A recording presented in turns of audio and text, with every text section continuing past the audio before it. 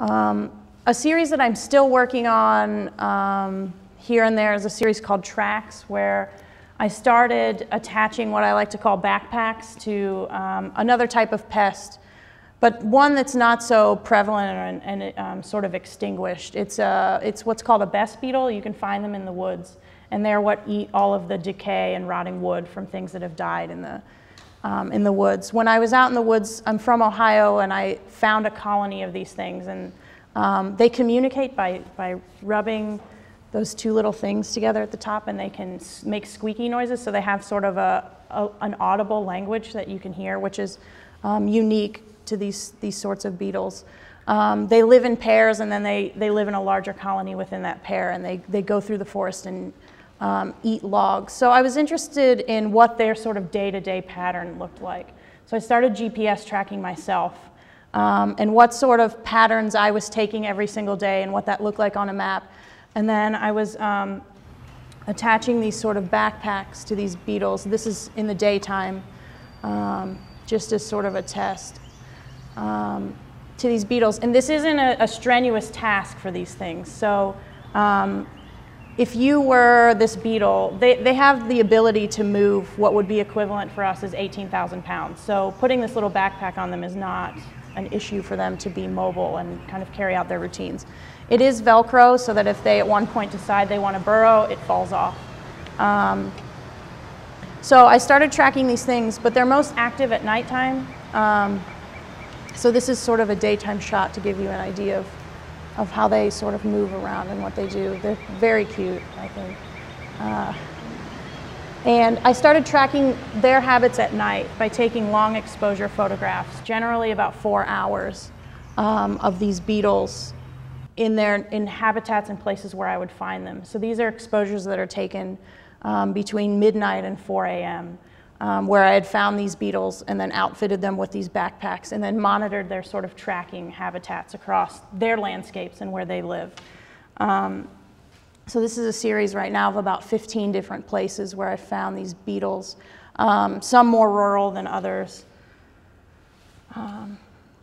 But I found it interesting, just to give you another sort of idea. So the exposures take a really long time, and what's interesting though is that I didn't realize I was sometimes also making them a target now for bats. So I was having bats come in and they're lit and swoop them out of my pictures,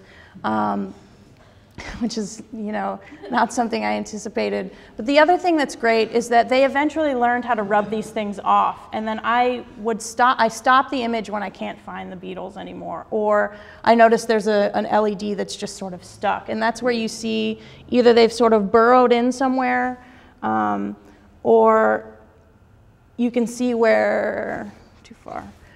At the bottom here, 3 of them had actually figured out how to rub that little backpack off. So they've left this sort of burn image in my photographs, which is great. I want them to sort of be part of my project and then be done. But after that, I was tracking myself, and then I thought it would be interesting to see what those tracks look like 3-dimensionally. And this is just a rough sketch and something that I'm still working on. But if you take cameras and track that LED and then had these printed into 3-dimensional structures, what those would look like. Right now it looks like intestines. It wouldn't look like that in the future. But if you were to sort of stretch out these tracks 3-dimensionally, what does that mean? And can you almost reverse draw their sort of living structure if they would migrate across this log long enough that you would then be able to see a log based on these paths is something that I was interested in. But I noticed that I didn't put the slides in here, that my GPS tracking of myself, I had a lot of the same paths, and they also did too. As I go through some of the images in this series and look at 2 from the same place together on different days, they also have similar patterns. In 2008, I started working on a series of videos called Subsequent Sight, where I was looking at the relationship between people and their pets. What does a domestic space mean, and what does a domestic space mean for an animal that you share that space with? It obviously means something different when you're home than when you're not home. So the pets in this project also have a right to that domestic space and also have a routine that they carry out in that space. So I started outfitting dogs with these sort of video vests and recorders that allowed them, when their owners weren't home, this is primarily based when they weren't home, what they did on a daily basis, how the rules of the domestic space change when there's no one there to sort of enforce the rules for them. So far I've done this on 8 different dogs, each for about a week in the vest at a time. There's a lot of sleeping, there's a lot of staring at things. But what I found interesting is that a lot of them do have social lives outside of this, or they have habits. So there was a dog that, this clip down here, there was a dog that every day at about 12 o'clock would go meet this other dog outside. They would run around the fence and then they would go back inside. I did it on a range of dogs that lived with all different types of people, elderly people, really young people, people with kids, different types of dogs. The most recent one that I finished, and this should start playing, is one on a dog that doesn't live inside most of the time. So this is a little bit different. What it considers domestic is the outside, is the outdoors. He does have an owner. His name was Mac. He lived on a farm. I did a residency in Wisconsin, and he lived sort of on the land of this residency. And he also had a routine. So he moves so fast that the white balance of the camera can't figure itself out sometimes. But he goes rabbit hunting by himself every morning. He goes in his field and looks for baby rabbits. So for, you know, a week, for about 2 hours, I watched a lot of footage like this of him just tearing through the fields. And obviously the perspective isn't exactly correct. I can't and wouldn't put something on a dog's head that's not, one, safe or comfortable, so the perspective is more from this part of their body.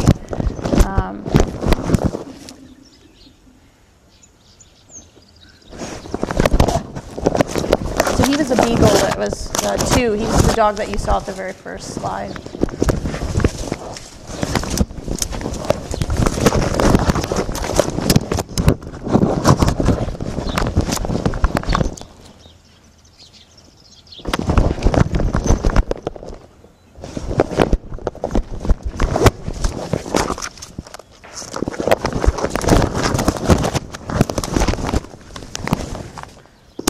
This video's, again, the hardest part for me is editing these, because it's tough for me to decide what elements of their day are important to show and what aren't, because it's not my day. It's not my day, it's not my perspective. So generally these exist when I showed them the first time in a 24-hour loop to sort of give the best representative of like what a typical day after 7 days would be for this animal. I'll sort of go through. Every day he also got a ride from his owner back to where they lived. And at this point, this dog was the best one. He ran through lakes, and the camera, by the time I got it back, was barely functioning. And he would go and fight coyotes at nighttime and would chase beavers. And it was just really wild. So it was the most, it was the odd dog out at this point in the series.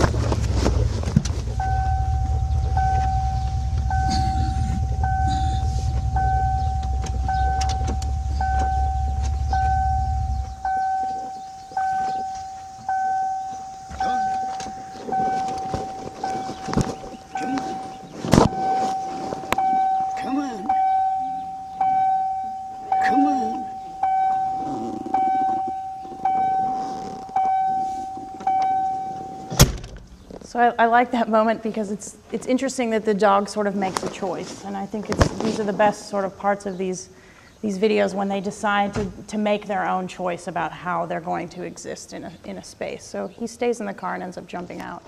But also, you know, there's a lot of sleeping, and a little bit of playing too. So again, this is another one of those dogs that sort of had a buddy. They played on a daily basis, and so you get these sort of weird interactions with their friends.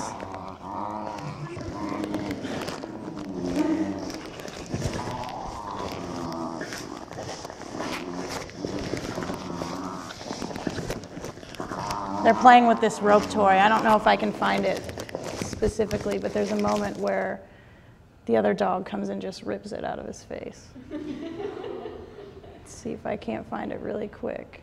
It's coming. Oh, yeah.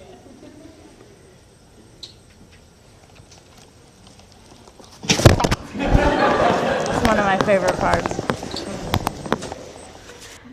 Before that, I was doing a lot of portraits with people and their pets, and that sort of idea and the weird adage that you look like your pet, or you begin to look like your pet, or you pick pets that look like you. So it was more of a fun project where I was photographing people with their pets and then switching their faces and attributes around. So, you know, a lot of these pets. It's funny though, because now that I sort of look at it, I think maybe me and my dog look the least amount alike, but I don't know. I tried also doing it with cats, and then started showing these on billboards that were in pretty dense sort of domestic neighborhoods also, that just sort of overlooked the city. This was in Chicago. So I showed these on a series of vacant billboards with a collective that was taking over billboards and showing artworks on them. Before that, I was still always working with insects, but maybe a little bit less pest-based, and just thinking about their agency and what they're capable of learning, and if they can learn, and if I can teach them how to learn, and putting them in scenarios where they're in control of sort of the final element of my pieces. This is a piece called Ladybirds, where essentially it's similar to the butterfly piece. It operates in a similar way, that there are sensors in the bottom of each one of these sort of cups.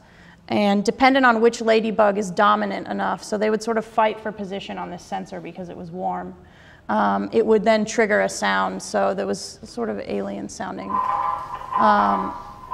So essentially they're their own composers of this score based on a set of digital tracks that are embedded within the computer. So when you hear those sort of repeated sounds, that means there's a ladybug in that cup. There's one sound per cup. And that means that somebody's actively sort of moving across that sensor or sitting on top of it.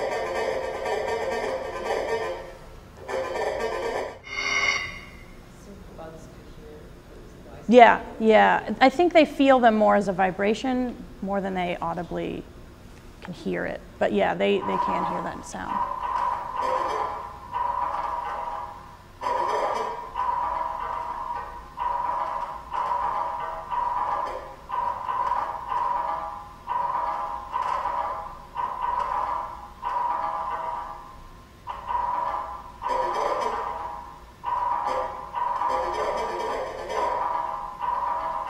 There are also moments where the piece goes completely silent too, which is an element in a lot of this work that I think is important, that there's a moment where I've set up sort of the scenario for them, but I don't, they're sort of my final collaborator. They either sort of choose or figure out, or even sometimes by accident sort of trigger these things, or they don't, or it's, you know, the pieces just kind of sit.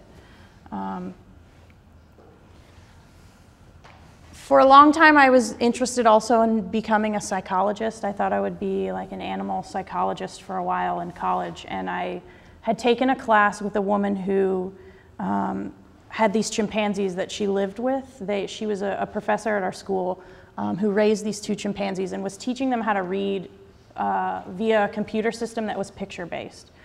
So they could tell her emotions based on pictures of other chimpanzees displaying emotions. She was trying to teach them a new language of how to read. So I started working on a piece with my parakeet at the time named Tippy. to see if Tippy could also learn from this sort of robotic-based environment that I had built. If I wanted to try and teach him English phrases. And why is that such an important thing when people get birds, that they want to get them to mimic these sort of phrases that we all say? So I thought rather than him learning from me, maybe he would learn better from looking at something that looked like himself.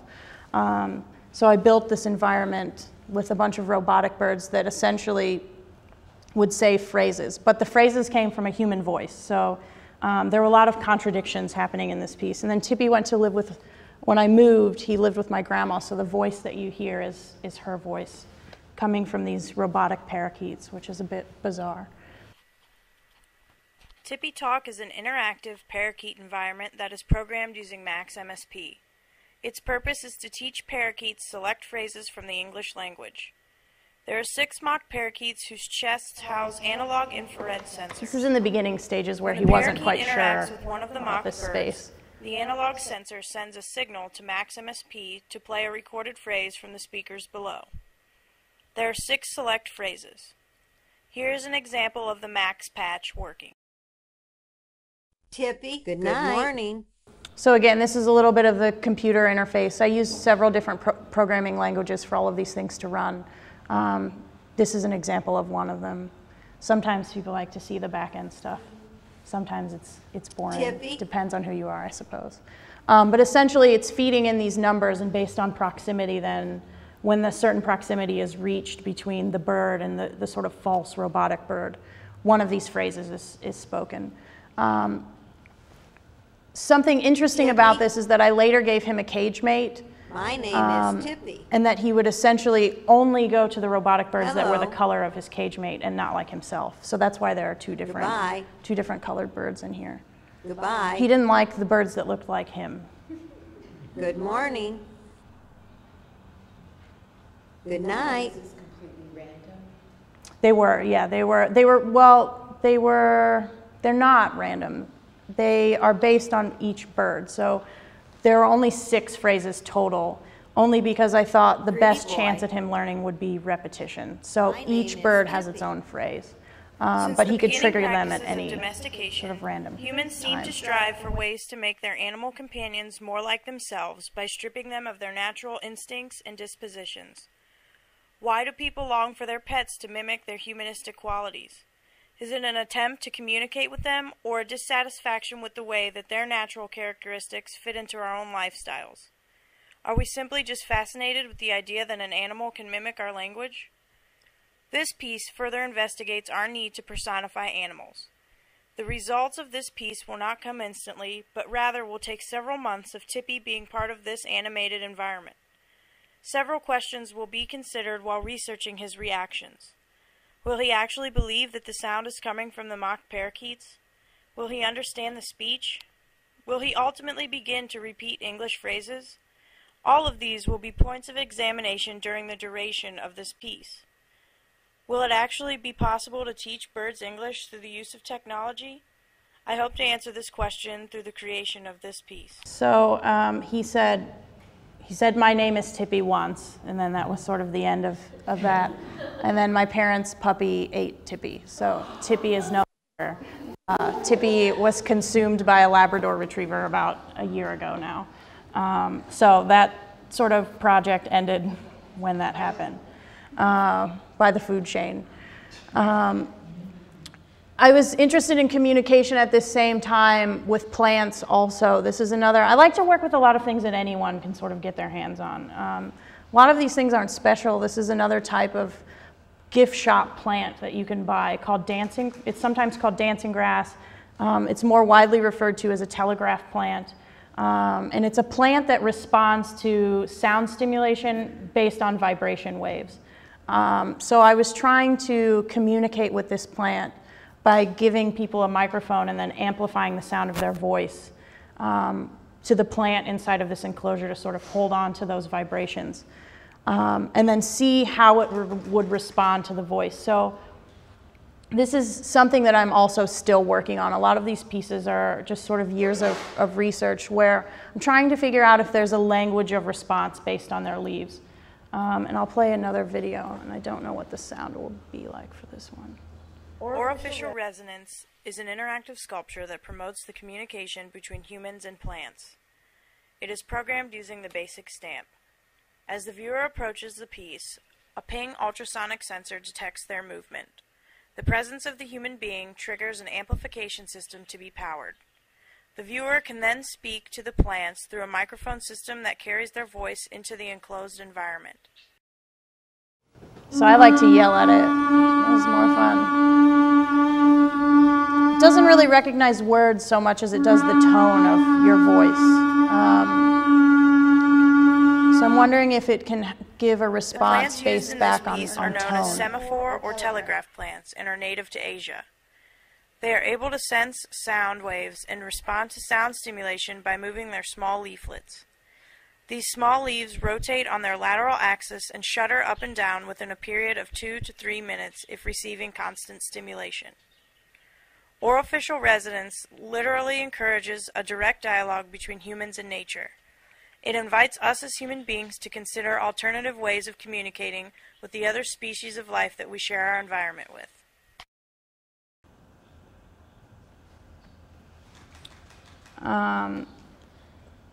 Yeah, so talking to plants. I'm really interested in interspecies communication and what that means and how we can use technology as a way to do that, or as a way to access that, mostly in good ways. So for a while I was working on more of a fun project that I'm still working on and trying to patent, which is called the Interactopus, and it's an interactive dog toy, essentially, that uses the Wiimote. And then some custom circuits built into this toy's legs. That then the dogs, it's reprogrammable, so you can reprogram any sort of sound into this. The initial idea was that it was going to be a piece that, based on the way they moved this toy, it would then do live projections of their play pattern with a drawing.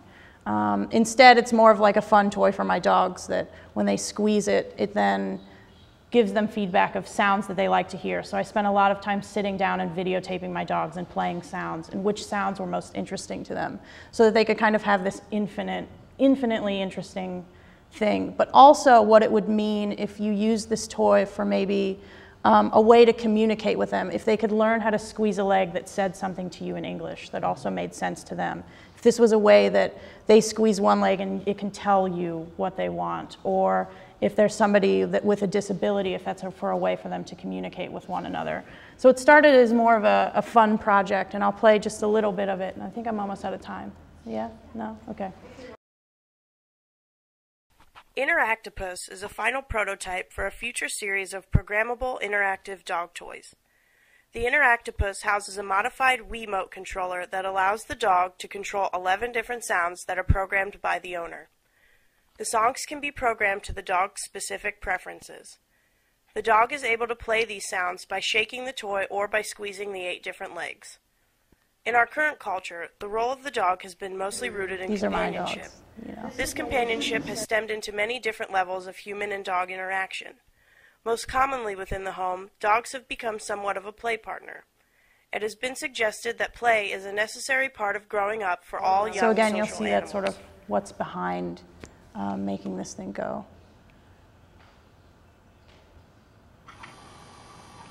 And also, it's interesting to me what these sort of play behavior patterns mean to them.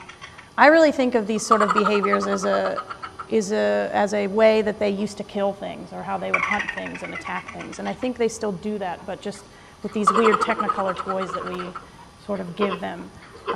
They're obviously playing with them, but they also hunt them in a way, or at least my 2 dogs do. They just destroy any sort of fabric-based toy that I give them.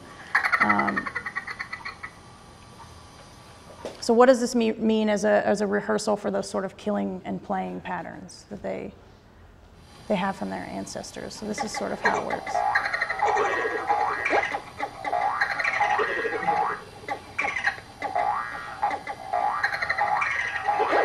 The main issue, too, is also embedding speakers within the toy safely. There's a lot of sort of safety things to go through for this. So right now the sound isn't associated within the toy. It's just in the environment that you set this toy up in. Within domestic households, dogs hunt their technicolored, fluffy toys. They pounce and chase them as if they are alive and continue to gut them until the stuffing is strewn all over the floor. Finally, they proudly carry their fabric carcass around as if it is the ultimate prize and lay it at their human companion's feet. This prototype investigates the active playing as a rehearsal for adult behaviors. It is activated through the head and jaw movements of the dog during the active play. These play patterns are an active preparation for hunting strategies that are tightly woven within the DNA of our canine companions. For this prototype, the kill, or shaking gestural movements, are translated into sound. As the dog shakes the toy vigorously, the sound is activated through the pure data software. In this current prototype, the sound is dissociated from the toy and is projected through a speaker system. I eventually hope for these toys to be able to translate the active play into projectable real-time drawings and sound installations.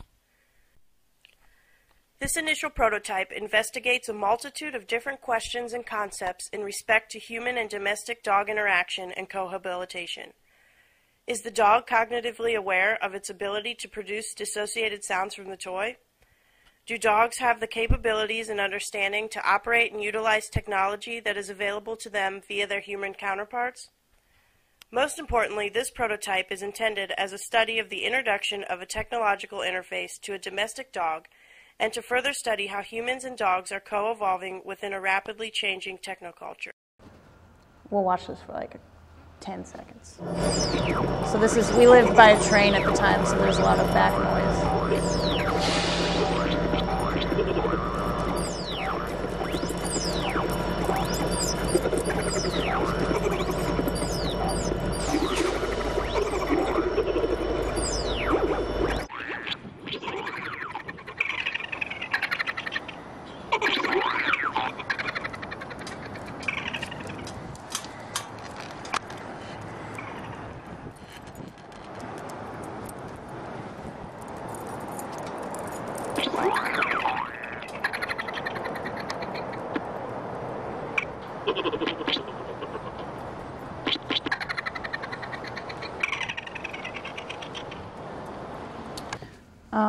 I think this is my last one, and then I'll end it at that.